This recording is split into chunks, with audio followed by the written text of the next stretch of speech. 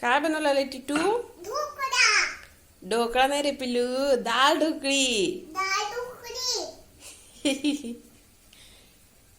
कसे बनवला ग पिल्लू? पलट त्याला आता. तसं नाही करायचं पिल्लू, असं असं पलटायचं. हा, मोठं मोठं कर. हो, करा करा, मोठं मोठं करा. मोठं मोठं करा, आपण त्याला कट करू. हो. पिल्लू, मी बनवते पिल्लू आता. हो हो, छान झाले टिटूने, छान.